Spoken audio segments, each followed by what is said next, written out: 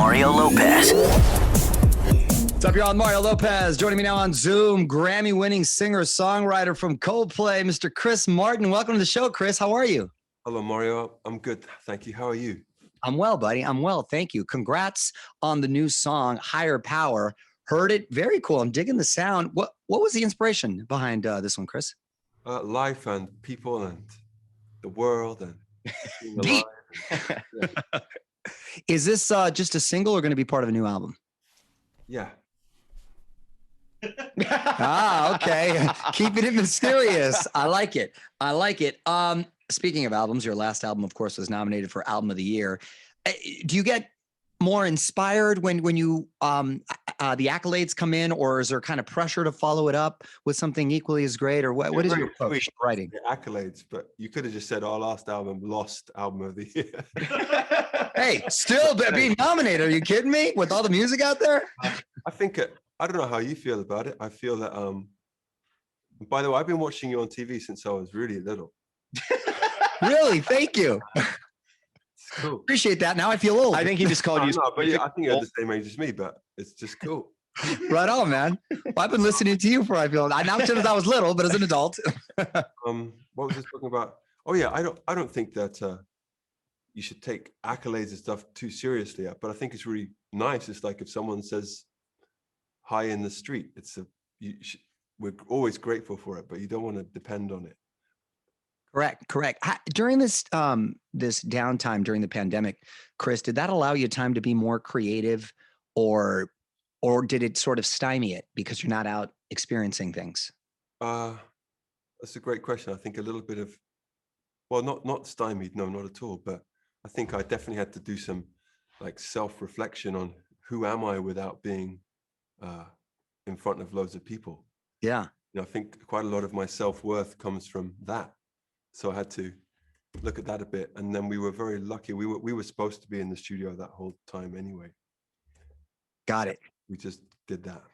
Yeah, I mean, there's nothing like performing in front of people and that energy. You just can't Cool. match that, man. The video is a little out there. It's set on an alien world. Who came up with that vision? Was that your idea? Well, we just have been thinking about other planets and other places, and that's what happened. Yeah. Hey, Who knows if it's real or not real, but it's a planet called Chaotica.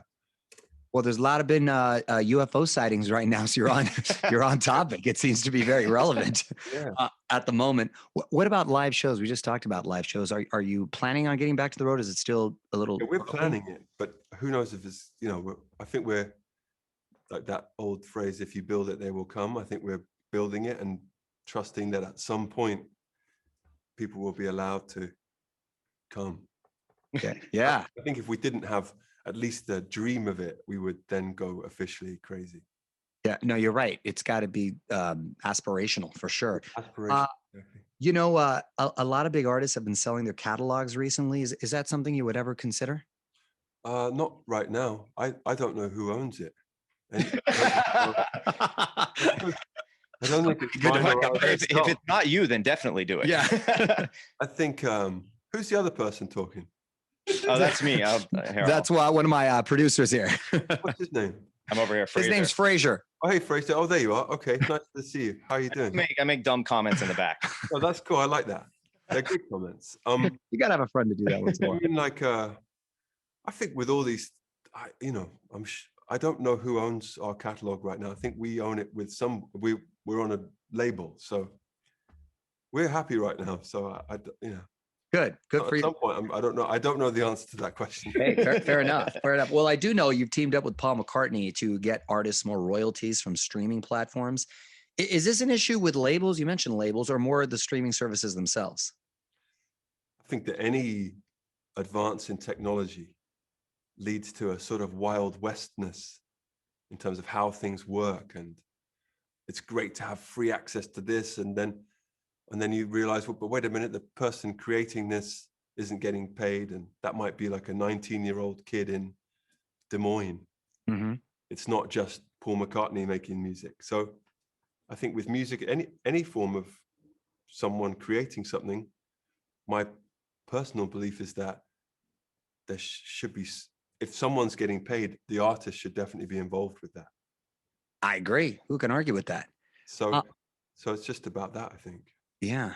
And how are the kids now, man? How old are they? 51 and 69. They grow quick, don't they? So really quick in LA because of the advanced.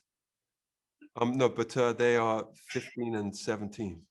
Oh, wow. 15 and 17, yeah. I know, it's very wild.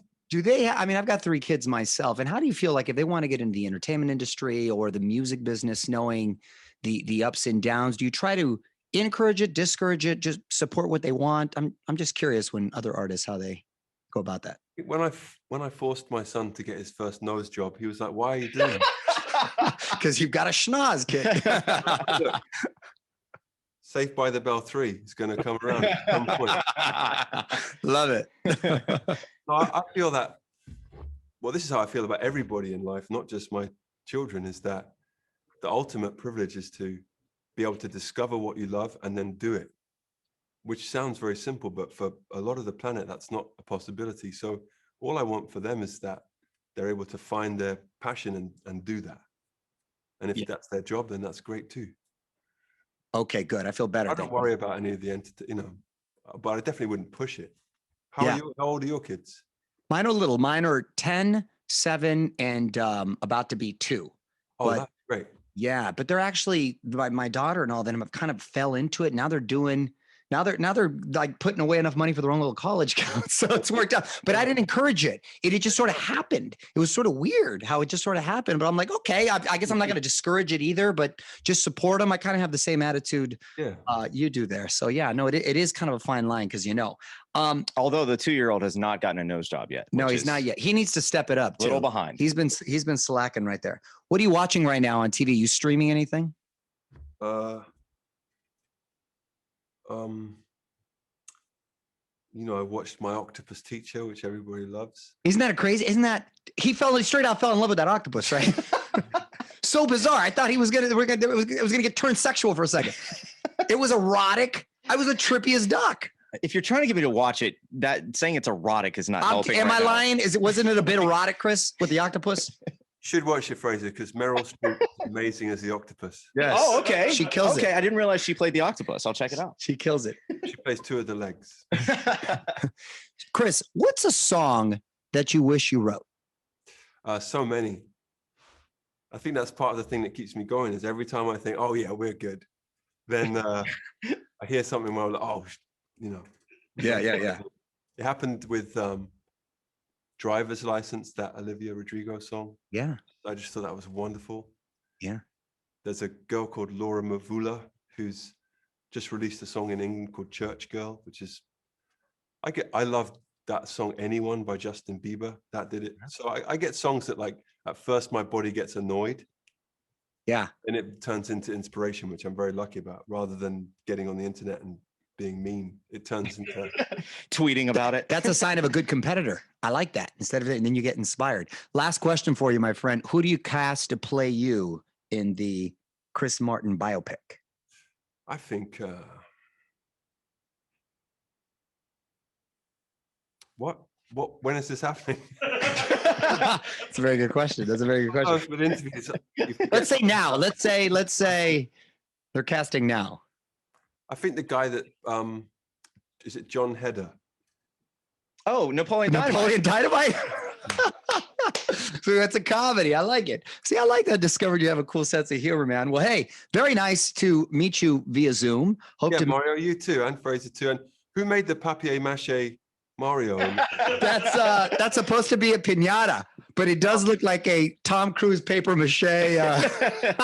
When my wife comes in here, she gets mad at me. She starts beating on it. All right. Well, meanwhile, listen to Higher Power now on iHeartRadio or wherever you stream music. Chris, thank you for taking the time to check in. Thank you both very much. Thank you, Mario.